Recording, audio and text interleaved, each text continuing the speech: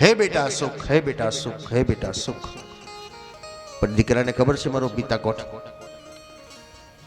આપણે ત્યાં દીકરાનો જન્મ થયો ને પપ્પાને ફોન આવે ને પપ્પા દોડતા દોડતા હોસ્પિટલમાં જતા રહે અને જોઈને હસે, તાલીઓ પાડે. છોકરાની નજર ન હોય ને ફરતી ફરતી નજર આપણી પર પડે ને વિચાર કરે આટલો મોટો પહાડ કોણ આવ્યો. એટલે આપણે ખુશ થઈ જાવ, મારો દીકરો મને ઓળખી ગયો, મને ઓળખી ગયો. ક્યાંય ને ખબર છે મારો પિતા કોણ, મારી માં કોણ. તો આપણે એને સંભળાય કરીએ, તારા પપ્પા કહેવાય, તારી મમ્મી કહેવાય. એમ વ્યાસજી તો વૈરાગતાથી નીકળી ગયા, પણ એના પ્રતિક રૂપે જવાબ કોણ આપે છે? વૃક્ષો, લતાઓ, વનસ્પતિઓ જવાબ આપે છે. મહારાજ તમે જેને પુત્ર કહો છો ને એ તો કોણ છે? સ્તમ સર્વભૂત હૃદયમ મુનિમાનતોસ્મી. એ તો બધાના હૃદયમાં રહેલો પરમાત્મા છે. અમે એને વંદના કરીએ છીએ. હવે દીકરો જતો રહ્યો. એ સમયમાં રિમોટ કંટ્રોલ હતો. આજે આપણી પાસે રિમોટ કંટ્રોલ આવ્યો કે દૂર વસ્તુ હોય તો નજીક લાવી દઈએ. તો વ્યાસજીએ કયો રિમોટ કંટ્રોલ વાપર્યો? જંગલમાં રહેતા બાળકને પાછો લાવવા માટે કોઈ બળ ન વાપર્યું, પણ એવી કળ વાપરી કે પોતાના વિદ્યાર્થીઓને કીધું, જાઓ તમે જંગલમાં જઈને સમીદો વીણો. અને સમીદો વીણતા વીણતા શ્રીમદ ભાગવતના શ્લોકોનું ગાન કરજો. આ શ્લોકોમાં કેટલી શક્તિ છે. વેદ ઘોષ થતા હોય, તમને સમજણ નથી પડતી, કોઈ ચિંતા ન કરો, પણ તમે સાંભળશો ને તો તમને ઓટોમેટિક પ્રસન્નતા આવશે. તમારી અંદર એક એનર્જી આવશે, એક વાઇબ્રેશન સુંદર બનશે, એક પવિત્ર વાતાવરણ બને છે કેવલ વેદ ઘોષથી, એ નામ સ્મરણોથી. વિદ્યાર્થીઓ સમીદો વીણવા નીકળ્યા છે. પહેલો શ્લોક સુખદેવજી મહારાજે સાંભળ્યો છે. શ્રીમદ આચાર્ય ચરણે આજ્ઞા કરે છે એ શ્લોકનું તમે રોજ પઠન કરો. પુષ્ટિમાં આજ્ઞા છે. સુખદેવજી શ્લોક સાંભળ્યો કયો? બરહાપીડમ નટવર વપુ કર્ણયો કર્ણિકારમ બિભ્રદવાસ કનક કપિશમ વૈજયંતીમ ચ માલા રંધ્રાન વેણો હૃદય શુધયા પૂરયન ગોપવૃંદે વૃંદારણ્યમ સ્વપદરમણમ પ્રાવિશ શ્રુતકીર્તિ. પહેલો શ્લોક સુખદેવજી મહારાજે સાંભળ્યો.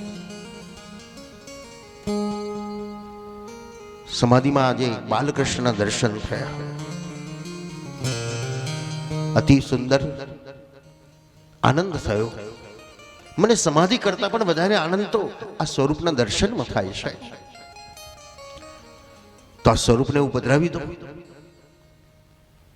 પણ આપણને પ્રશ્નો થાય ને, ઠાકોરજી પધરાવા તો છે, પણ કોણ સેવા કરશે, કેવી રીતે થશે? એના બધાના જવાબો શ્રીમદ ભાગવત આપી દેશે.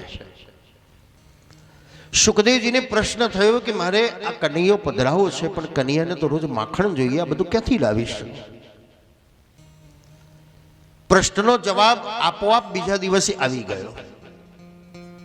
વિદ્યાર્થીઓ સમીદો વીણવા નીકળ્યા છે અને મુખમાંથી શ્લોક નીકળ્યો, અહો બકીયમ સ્તનકાલકૂટમ. અરે ભગવાન તો કેવો કૃપાળુ છે, કેવો દયાળુ છે કે પૂતના માસીએ ઝેર પીવડાવ્યું તો ભગવાન ઝેર પણ પી ગયા. સુખદેવજી વિચાર્યું કે આવો ભગવાન કે ઝેર આપે તો ઝેર પણ પી જાય. બાળકોને બોલાવીને કીધું, તમને આ શ્લોકો કોણ શીખવાડે છે? અમારા ગુરુ વ્યાસજી છે. વ્યાસ એ તો મારા પિતા ને. હા, તો હું એનો પુત્ર છું, એનો અધિકાર છે, મારે પ્રાપ્ત કરવો છે. કેવી કળ વાપરી કે દૂર ગયેલો દીકરો પણ નજીક આવી ગયો. પ્રેમણો સાધનમ લોકે શ્રીમદ ભાગવત છે વાત્ર પરમ તસ્સૈ સાધનમ.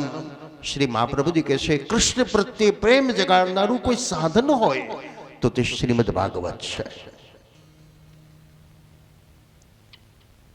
સુખદેવજી મહારાજ શ્રીમદ ભાગવત શ્રવણ કરે છે. પ્રથમ સ્કંદની કથામાં જે ચરિત્રોની પ્રાપ્તિ થશે, સુખદેવજી મહારાજ કથા ભણે છે અત્યારે. એટલે પ્રથમ સ્કંદમાં શુતો વાચ છે, શુકો વાચ નથી.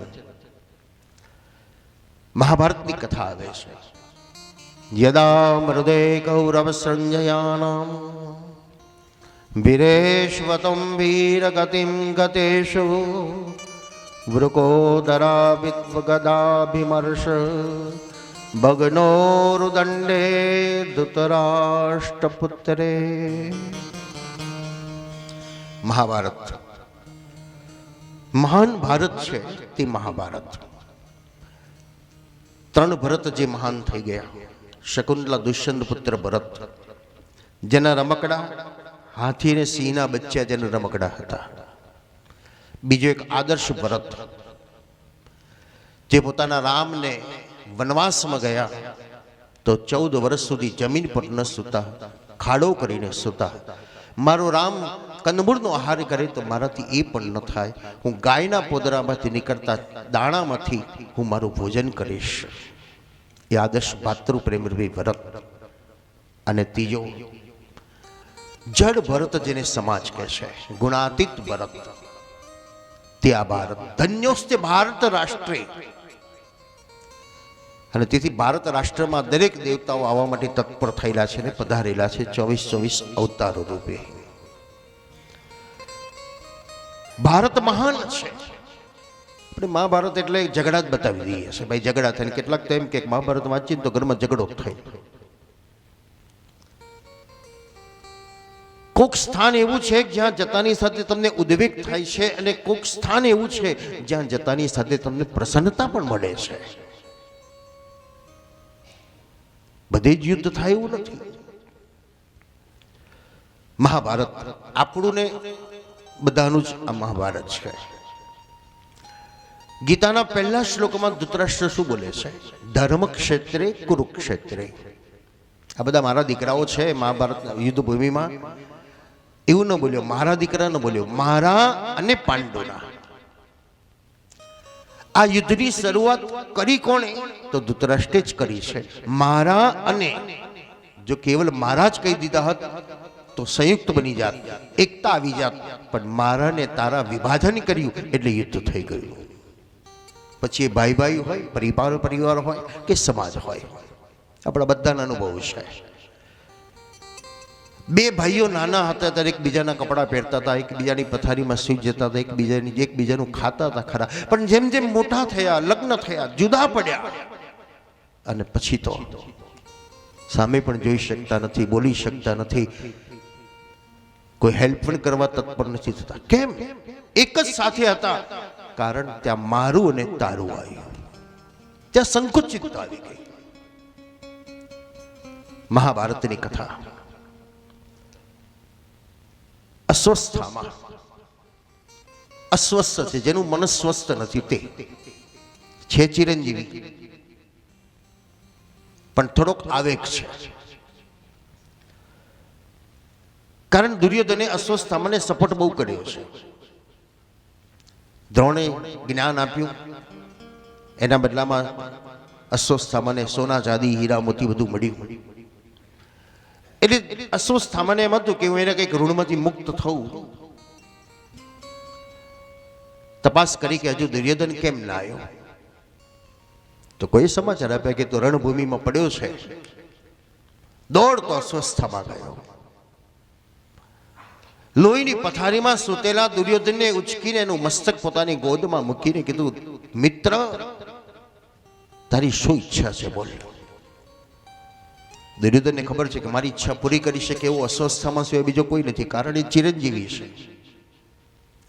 કપટી દુર્યોધન મૃત્યુના સમયે બોલ્યો છે, મારી એક ઈચ્છા છે કે મારા પ્રાણ નીકળે પહેલા મારી સામે 5 પાંડવોના મસ્તક તું લાવી દે.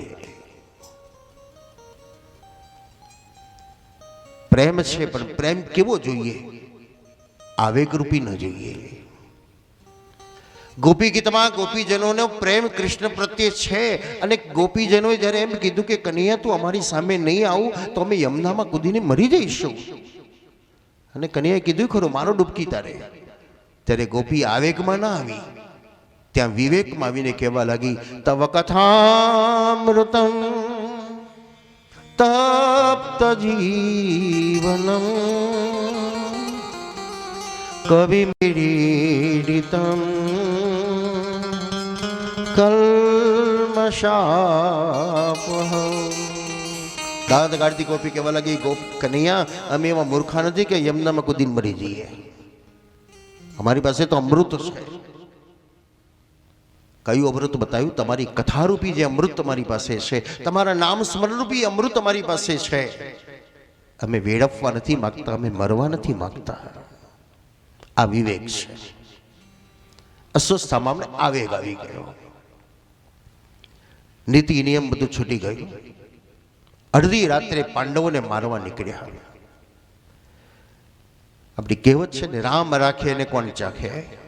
આજકાલ તો ઘણી બધી વિડીયો એવી જોવા મળે છે કે પેલો ખસી જાય, ઝાડ પડી જાય. ગાડી આવતી હોય સ્પીડમાં અને પેલો ખસી જાય, ગાડી સડસડાટ જતી રહે. આપણને જોનાર તેમ લાગે હમણાં મરી ગયો, પણ પછી ઈશ્વર બચાવે. તો ભગવાનની ઈચ્છા છે પાંડવોને બચાવવા છે, એટલે પ્રભુએ લીલા કરી, ચાલો ગંગા કિનારે સુવા જઈએ. 5 દીકરાઓને કીધું, બેટા તમે પણ ચાલો. દીકરાઓ કીધું, નહીં અમારે નથી આવવું. અસ્વસ્થ સમય જોયું કે આ 5 પાંડવો જ છે. આજે દીકરો 16 વર્ષનો પણ કેવો અલમસ્ત હોય, હાઈટ બોડી હોય એટલે આપણને કેટલો મોટો લાગે. તો 5 પાંડવોના દીકરાઓ પણ એવા સુરવીરો હતા. અસ્વસ્થામાં વિચાર્યું આ 5 પાંડવો જ છે. હાથમાં ફરસા વડે 5ના મસ્તક જુદા કરી દીધા. દુર્યોધનની સામે ગયો, મેં તારી ઈચ્છા પૂરી કરી, જો 5 પાંડવોના મસ્તક લઈને આવ્યો. મસ્તક લઈને આવ્યો. દુર્યોધનને શંકા ગઈ, પાંડવોના મસ્તક એટલા સહેલા નથી કે 1 સેકન્ડમાં આવીને મરી જાય. એ તો કેટલા બળવાન છે. આ મને કદાચ છેતરતો તો નથી હોય. ચંદ્રના પ્રકાશમાં મસ્તક લઈને જોયું તો જેના મૂછનો દોરો નથી ફૂટ્યો એવા કૌમારી બાળક જોયા. આપણે તો ખુશ થઈને કઈ વાંધો નહીં, એને બીજો પણ ગયો ખરો. દુર્યોધન એવો નથી આપણા જેટલો. ભલે દુર્યોધન નકામો હશે, દુષ્ટ હશે, પણ એટલો બધો દુષ્ટ નથી. દુર્યોધન એ સમયે બોલ્યો, અસ્વસ્થામાં તે કાયરનું કામ કર્યું છે. તે મારા કુળમાં કોઈ અંજલિ આપનારો ન રાખ્યો. મારી શત્રુતા પાંડવો જોડે હતી, એના દીકરાઓ જોડે શત્રુતા નથી. આપણે ભણેલા ગણેલા શત્રુતા કેટલી રાખીએ, એના દીકરાના દીકરાના દીકરા હોય. પાછું કહેતા જઈએ, જો હું નથી બોલતો ને તારે નહીં બોલવાનું. જે કઈ સંબંધ છે આપણા પૂરતો છે, પછી એને આગળ ન ચલાવો. દુર્યોધનના પ્રાણ નીકળી ગયા. સુખ અને દુઃખ બંને એક સાથે થાય તો દુર્યોધનનું મૃત્યુ હતું. અતિ સુખમાં પણ માણસ ગાંડો થઈ જાય અને અતિ દુઃખમાં પણ ગાંડો થઈ જાય. તો દુર્યોધનને સુખ અને દુઃખ બંને સાથે મળ્યું તો મૃત્યુ થઈ ગયું. અહીં વૈષ્ણવતાની કથા આવી. કોને વૈષ્ણવ કહીશું? આપણે તો કંઠી ધારણ કરી, તિલક કરી દીધું, અષ્ટાક્ષર મંત્ર બોલાવીને વૈષ્ણવ વૈષ્ણવ થઈ ગયા. વૈષ્ણવ થયા, હવે વૈષ્ણવતા જગાડો. કેવી રીતે જાગી શકે? દ્રૌપદીની કથાને યાદ કરો. પોતાના પુત્રોને જગાડવા દ્રૌપદી ગઈ.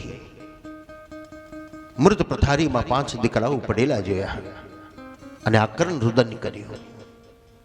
અર્જુન દોડતો આવ્યો. મારા દીકરાને મારનારો હત્યારો કોણ છે? અસ્વસ્થતામાં સિવાય બીજો કોઈ ન હોય.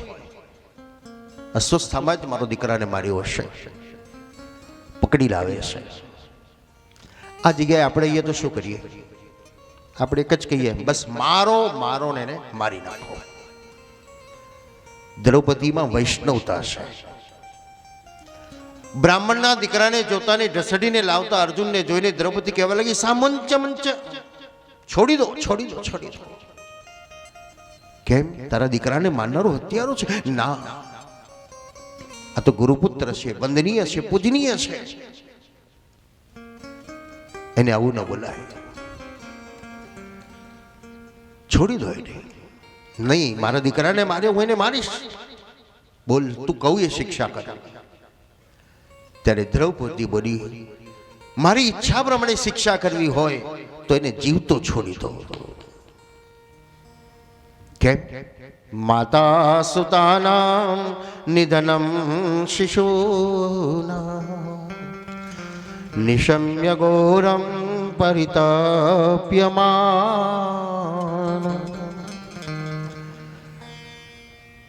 આપણો ગળામાંથી અછોડો પડી ગયો હોય તો આપણને ખબર છે કેટલું દુઃખ થાય,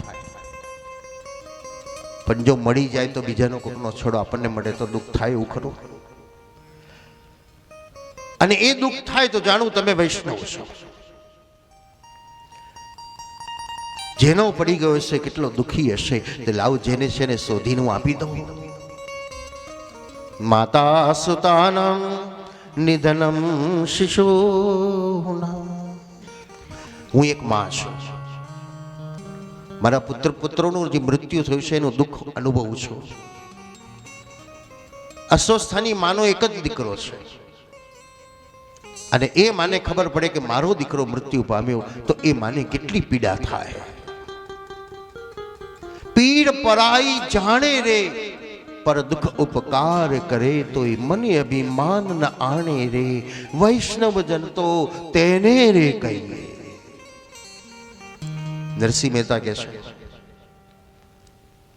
જે બીજાના દુઃખને સમજે છે તે વૈષ્ણવ છે. પુષ્ટિ તેથી સર્વદા સર્વભાવેન ભજનીયો વ્રજાદીપો.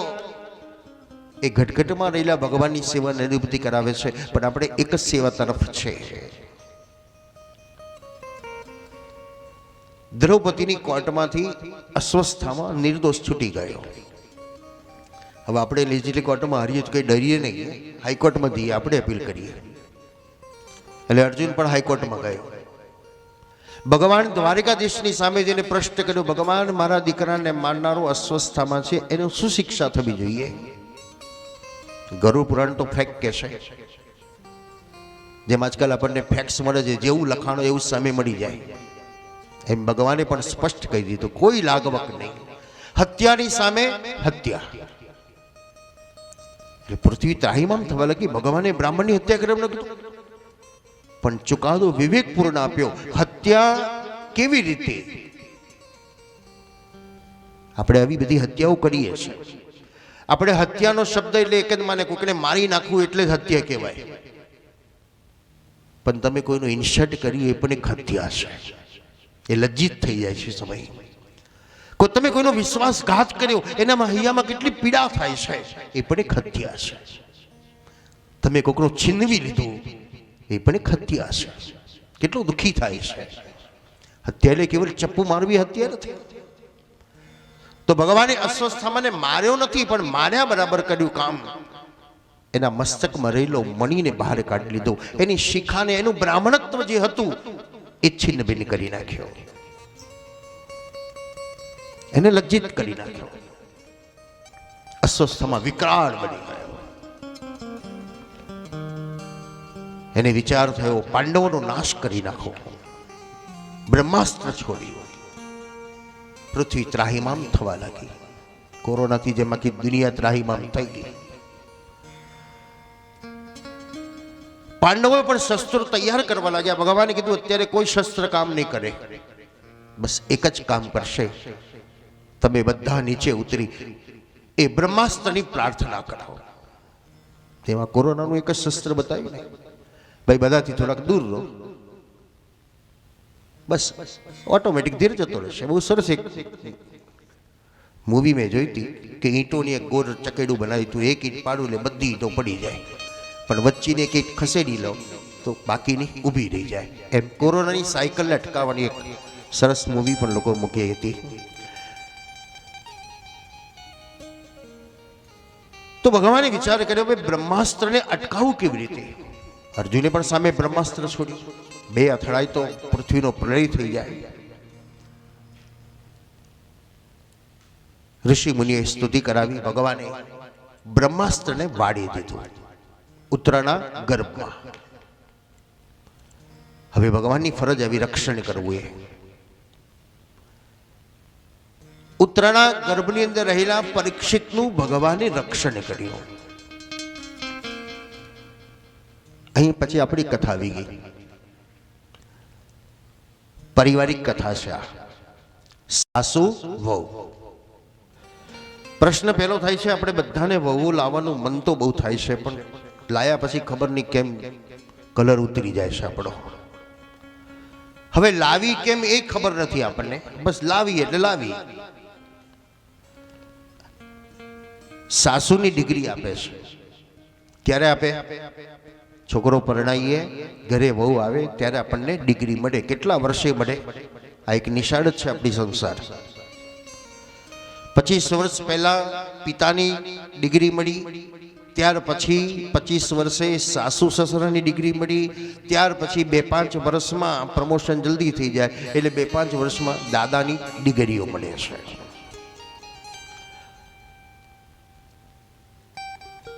દ્રૌપદી પોતાની અંદર જે પીડા થાય છે એ પોતાની પુત્ર વધુને સમજાવે છે. ઉત્તરા જ્યારે દોડતી આવીને કહેવા લાગી, માં મારા પેટમાં પીડા થાય છે, માં મને પીડા થાય છે, ત્યારે દ્રૌપદી સાસુ છે. સાસુનો અર્થ સાચું જ્ઞાન આપવું તે. એટલે સાચું એટલે હાચે હાચું બધું કેવું એવું નહીં. એમ તું આવી છે તું આવી, એ બધી વાત અલગ છે. આપણે સાચું એટલે જ કહીએ છીએ. નહીં, સાચું એટલે સત્ય. સત્યમાં પણ શું સત્ય? પરમાત્માનો આશ્રય એ સત્ય છે. બાકી સમાજનો આશ્રય તો પોતાના અનુભવ છે આપણા બધાના. દ્રૌપદીએ ઉત્તરાને કીધું, બેટા મારા જીવનનો અનુભવ છે કે ભર સભામાં મારી લાજ લૂંટાઈને તારે મારા સસુરો, વડીલો, ગુરુજનો, બંધુઓ, સ્વજનો બધાની સામે મેં ખોડો પાથર્યો, પણ બેટા બચાવનારું કોઈ નહોતું. તાની જે આ પીડા થઈ છે એ સમય તને કોઈ નહીં બચાવે. જા બેટા બચાવે એવો કોણ છે? ભગવાન દ્વારિકાધીશ. બસ આ સાસુ આવું સત્ય બતાવી દે, સાચો રાહ બતાવી દે, તો વહુ કેમ લાવવાની? 252 વાર્તા કહે છે, 50 વર્ષમાં જે નથી તમે પામ્યા એ હવે પામવા માટે બહુ લાવવાની. એક સાસુ મને પિયર જવું છે અને વહુને કીધું, બહુ તું સેવા કરજે. આ તો કહેતા નથી, શીખવાડવા તૈયાર નથી. એટલે બહુ એક લઈ જાઓ તમારી જોડે છે. એટલે સાસુમાએ કીધું, બેટા તારે સેવા કરવાની. સવારે રોજ મંગળ ભોગ ધરવાનો, પછી શણગાર ધરવાના, પછી સામગ્રી આરોગાવાની. હવે ગાંડી બહુ, અને આપણને બધાને એવું લાગે હું એકલો ડાયો છું, બાકી બધા ગાંડા જ છે. હોશિયાર માણસો એવું સમજે બધા મૂર્ખ જ છે. એટલે સાસુને એમ કે હું એકલી ડાહી છું ને આ બહુ ગાંડી છે, એટલે એને કીધું કે બધું આવું બધું કરજે હો ને ત્યારે ઠાકોરજી નારાજ થશે. એટલે ગાંડી બહુને એમ કે મારી માં તો રોજ કોડિયા ભરાવતા હશે, જમાડવાનું કહ્યું છે. એટલે પહેલા દિવસે મંગળ ભોગ ધરાયો. અડધો કલાક થયો પણ ઠાકોરજી કણિકો ઓછો ન કર્યો. બહુ રડે છે, મારી સાસુ આવશે, તમે ફરિયાદ કરશો, મને શિક્ષા કરશે. આરોગો ભગવાન આરોગો. શયનનો સમય થયો અને ઠાકોરજી મંગળ ભોગ આરોગ્યો. હવે બહુ ફરિયાદ કરે છે, બહુ મોડું કર્યું એટલે થોડી વાર બેસી રહો, ગરમ ગરમ સામગ્રી લાવું પછી આરોગો તમે. સાસુમાં આવી ગયા. ગાંડી ઠાકોરજીને ભોગ આરોગ આવતી કે નહીં? હવે ગાંડી હતી ડાઈ થઈ ગઈ, ડાઈ હતી એ ગાંડી થઈ ગઈ. અરે બા શું કહું તમને, પહેલા દિવસે તો ઠાકોરજી મંગળ ભોગ શયનના સમય આરોગ્યો. સાસુ કે ફરી બોલતા, અરે મંગળ ભોગ શયનના સમય એટલે બધું ખાઈ ગયા? હા ખાઈ ગયા, તમે કઈ તો ગયા હતા. 50 વર્ષના સાસુની આંખ ચમકી. જે સેવા હું કરું છું કોઈ દિવસ ખુલ્લી આંખે મને દર્શન ન થયા, અને વહુએ 2 દિવસમાં શું જાદુ કર્યો કે ભગવાન બધું આરોગી ગયા. બેટા તું મારી કૃપા કર થોડી, આજે તું સેવા કર, અને જે હું નથી કરી શકી એ ભોગ આરોગતા ભગવાનના તું મને દર્શન કરાવ. બસ વહુ એટલા માટે લાવવાની, જે નથી પામી શકી એ હું પામી શકું. ઉત્તરા દોડતી ગઈ દ્વારિકાધીશના શરણમાં. ભગવાને ઉત્તરાના ગર્ભનું રક્ષણ કર્યું છે અને ઉત્તરાનું પણ રક્ષણ કર્યું છે. મારું ને તમારું બધાનું રક્ષણ કોણે કર્યું છે બોલો? અત્યારે કદાચ એમ કહીશું ભાઈ મેં બધું વેલ સેટ કરી દીધું છે એટલે મને કોઈ ટેન્શન નથી, પણ માના ઉદરમાં હતા ત્યારે કોણે રક્ષણ કર્યું હતું અને કોણ કરે છે? તો બધાનું રક્ષણ ભગવાન કરે છે. કેવી લિંક એને ગોઠવી છે કે માં ખાય અને બાળકને પોષણ મળે. આપણે કંઈ જુદું ખવડાવતો નથી એને, પણ છતાંય ઓટોમેટિક એને મળી જાય છે. તો જે ભગવાને આપણું રક્ષણ કર્યું, પોષણ કર્યું છે, એ ભગવાન આપણું રક્ષણ નહીં કરે? પણ એ વિશ્વાસની ઉત્તરાનું પુત્રનું રક્ષણ કર્યું. આજે ભગવાન હસ્તિનાપુરથી દ્વારિકાપુરી તરફ વિદાય થઈ રહેલા છે. અતિ પરિચર્યાત અવજ્ઞાત. શાસ્ત્ર કહે છે કે બહુ નજીકમાં રહેનારની કોઈ કિંમત હોતી નથી. અને આપણે ઘરમાં ઘરમાં રહેતા હોત કોઈ બોલાવે ખરું, પણ કલાક બે કલાક બહાર જઈએ ના આવીએ તો છોકરાએ ફોન કરે પપ્પા કી ગયા, મમ્મી કે ગયા. તો નજીકમાં રહેનારની કિંમત નથી ને ગયા પછી અફસોસ થાય છે આપણને. તો યોગ્યતા એ છે સમયને પારખી લો. છે તો એની સેવા કરી લો, છે એને સાચવી લો, છે એને જાણી લો, છે એને માણી લો, નહીં તો પસ્તાવો છે. બાલ્યાવસ્થા પણ માણવાની જરૂર છે, યુવાવસ્થા પણ માણવાની જરૂર છે, અને વૃદ્ધ અવસ્થા પણ માણવાની જરૂર છે.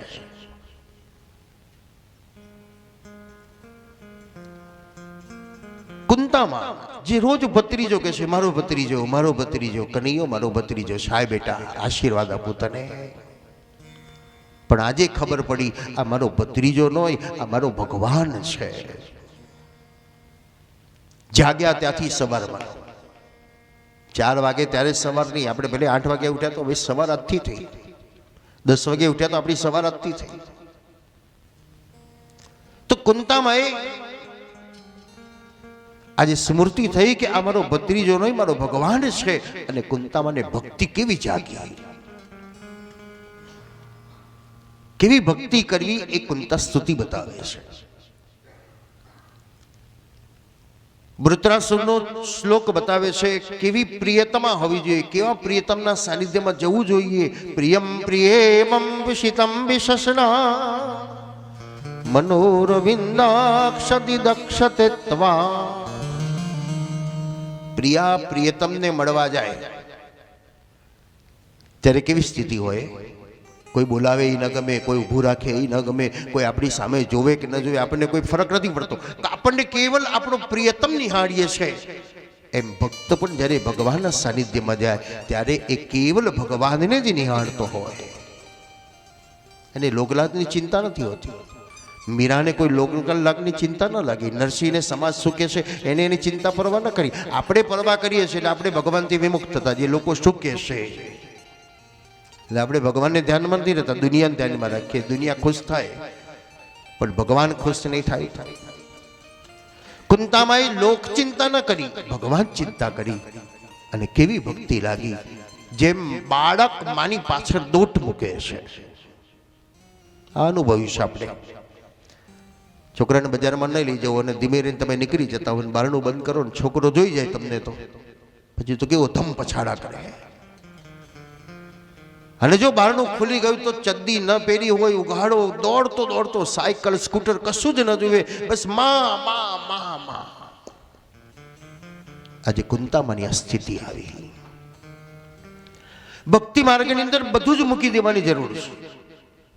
હું પણાને, મારા પણાને, જ્ઞાનને, અજ્ઞાનને, ઊંચને નીચને, બધા જ પ્રપંચોમાંથી મુક્ત બને તો શરણાગત થવાય. તમે એકદમ પડો તો વાગી જાય, પણ ધીરે ધીરે હાથ નમાવો, માથું નમાવો, કેડ નમાવો, પછી હાથ લાંબા કરો, પોરા કરો તો સાષ્ટાંગ દંડવત કેવી રીતે થઈ જાય છે. એક એક અંગને તમે ધીરે ધીરે લૂઝ કરતા જાઓ છો તો ધીરે ધીરે આરામથી દંડવત થાય છે અને ફરી પાછા ઊભા થઈ જાઓ છો. પણ ધડ કરતો પહાડ ફેંકો તો પથરા તૂટી જાય. કારણ બધું છોડી દેવાની, અહમ જડતા, અજ્ઞાનતા. કુંતામાં બાળક બન્યા છે. કમસે કમ ભગવાનની સામે જઈએ ને તો બાળક બની જાઓ. બધા બધા પ્રપંચ બહાર ચાલશે પણ ભગવાન સામે ગયા તો આપણે બાળક છે બસ. કોઈ જેમ ગુરુની પાસે જઈએ તો આપણે ભલે વિદ્વાન છે, ડૉક્ટર છે, તો કેવા ચૂપ બેસી રહીએ છે, જે બોલે સાંભળીએ છે, તો કંઈક તત્વ આપણને મળી જાય. તો ભગવાનની સામે પણ બાળક બનીને જાઓ. કુંતામાં રસ્તા ઉપર ઉભા રહ્યા છે. જે રસ્તે ભગવાન દ્વારિકા જઈ રહેલા છે, દ્વારિકાનાથ ભગવાને જોયું જે મામાને આશીર્વાદ આપવા આવ્યા છે. રોજ આશીર્વાદ આપ્યા છે, આજે ભૂલી ગયા લાગે છે. લાવ આશીર્વાદ લઈ લઉં માના. જે માં રોજ આશીર્વાદ આપે છે, આજે એ જ માં પ્રભુના ચરણમાં ઢળી પડ્યા. નમસ્તે પુરુષમ ત્વાદ ઈશ્વરમ પ્રકૃતે પરમ અલક્ષમ સર્વભૂતાનામ અંતર્બર્હિરવસ્થિતમ. હે પુરુષોત્તમ, હે જગત નિયંતા, હે અલક્ષ, હે ઈશ્વર. ભગવાન હસવા લાગ્યા. આ બધું જ્ઞાન ક્યાંથી થઈ ગયું? અત્યાર સુધી તો ભત્રીજો કીધી ભગવાન કેવા લાગે અલક્ષ અનંતા. કુંતા સ્તુતિ કરે છે. કુંતા સ્તુતિ એટલે બાલ મંદિરનું જ્ઞાન છે. બાલ મંદિરમાં આપણે શું શીખવાડે? એકડ શીખવાડે, કખગ શીખવાડે. એમ અહીં ભક્તિ કેવી રીતે કરવી એનું નોલેજ કુંતા સ્તુતિ દ્વારા આપણને પ્રાપ્ત થાય છે. હવે બાલ મંદિર સારું, આપણે તો બાલ મંદિરમાં જ છે. હજી 50 વર્ષે બાલ મંદિરમાં જ છે. કેવી રીતે? તો તમે છોકરાને બાલ મંદિરમાં મોકલીએ તો નાસ્તાનો ડબલો, રૂમાલ અને નાની થેલી આપીએ. એમ આપણે 50 વર્ષે મંદિરમાં જઈએ છીએ તો શું લઈને જઈએ છીએ? એક નાની થેલી, ચોખા, ફૂલ, રૂપિયો, અને પાછા ઘેર આવીએ છીએ, જઈએ છીએ, આવીએ છીએ.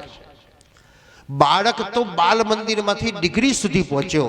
આપણે હજુ 50 વર્ષથી બાલ મંદિરમાં ઘર મંદિરથી બહાર નીકળ્યા નથી. કેમ? દર્શન કેવી રીતે કરવા? શું ભગવાન પાસે માંગવું? શું ભગવાનને આપવું? આપણને તો એવું જ લાગે ભગવાનને સોના ચાંદી જ માગે છે, ભગવાન રૂપિયા માગે છે, ભગવાનના પકવાનો જ માગે છે. અને આપણે માગીએ છીએ શું ભગવાન આવશે? રૂપિયા, રૂપિયા, રૂપિયા. એકવાર લક્ષ્મીએ ભગવાનને કીધું, ભગવાન તમે બહુ ભોળા છો ને દુનિયાનો માણસ તમને છેતરી બધું જ લઈ ગયો. બધું માગી લીધું લોકોએ, તમારી જોડે કશું જ ના રહ્યું. ભગવાને શ્યા લક્ષ્મી કહે કશું નથી જો ને, બધું જ લોકો માગીને લઈ ગયા, તમારી પાસે શું છે? ત્યારે નારાયણ કહે છે મારી પાસે શાંતિ છે. દુનિયામાં બધાની પાસે બધું જ છે પણ શાંતિ નથી, અને એની લેવા માટે વારંવાર મારા શરણમાં લોકો આવ્યા કરે છે. શું માગવું? કુંતા સ્તુતિ કીધું. કૃષ્ણાય વાસુદેવાય દેવકી નંદનાય ચ નંદ ગોપ કુમારાય ગોવિંદાય નમો નમઃ. હે કૃષ્ણ, હે નંદન દેવકી નંદન કૃષ્ણ. હા બા બોલો, આપને શું જોઈએ છે? બોલો. આપણે તો સાંભળીને ભયભીત થઈ જઈએ ને વસ્તુ બોલવાનું આપણને મન ના થાય એવી વસ્તુ કુંતામાં બોલી. શું જોઈએ છે મારે? હા, દ્વિપદા સંતુના શશ્વત યત્ર યત્ર જગત કરો ભવતો દર્શનમ યસ્યાત પુનર્ભવ દર્શનમ. મને આ સુખ નથી જોઈતું. કેમ? આ સુખ આવ્યું એટલે આપ દ્વારિકા જવા લાગ્યા ને. 14 વર્ષ સુધી જે દુઃખ હતું ત્યારે એક પલ પલમાં તમે અમારો પડછાયો બનીને રહેતા હતા, અને આ સુખ આવ્યું તો તમે અમારાથી દૂર થઈ જાઓ છો.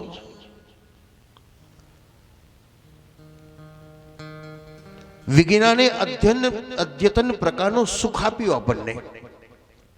એની સામે તકલીફ શું થઈ? શરીર રોગનું ઘર બનવા લાગ્યું,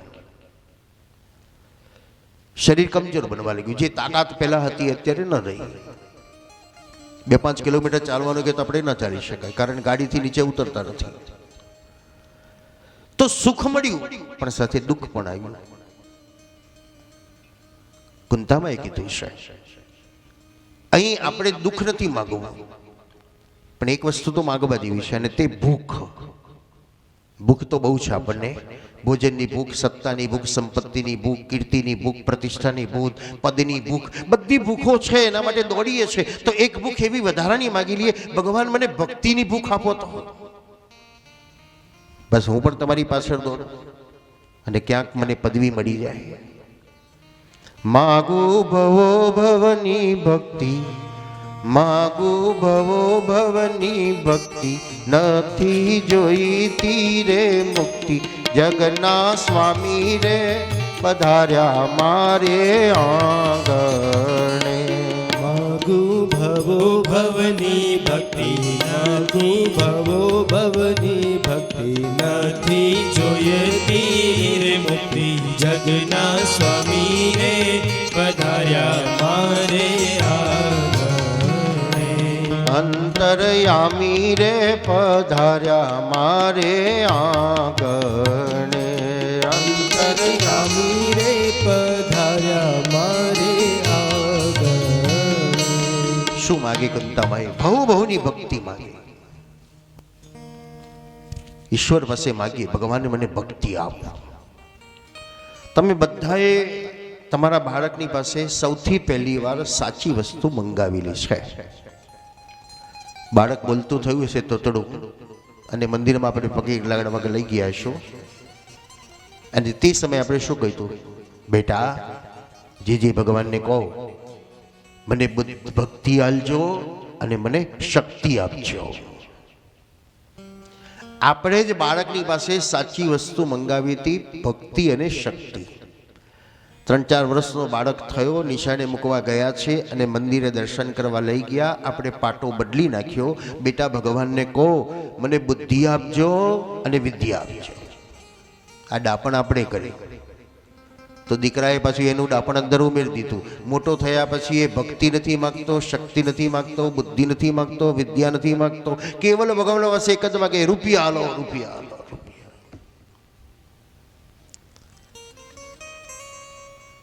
આખી દુનિયા જેની પાછળ પડી છે, પણ ભગવદીઓ કોની પાછળ પડ્યા? તો ભગવાનની પાછળ પડ્યા.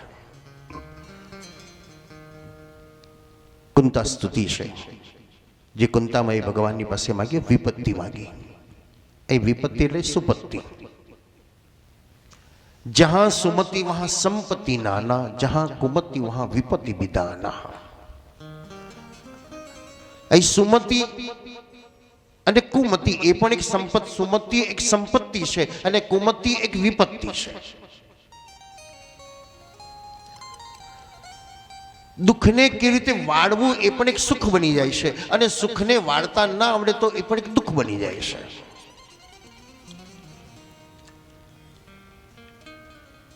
કુંતામાએ માગ્યું, પ્રભુને આપવું છે. શું આપી શકાય? આપણા બધાની પાસે ખરેખર આપવા જેવું શું છે? બોલો. આપણે તો સામાન્ય નોલેજ એવું છે કે ભગવાનને રૂપિયા આલવાના, તુલસી પત્ર આપવાનું, ફળ આપવાનું, ફૂલ આપવાનું.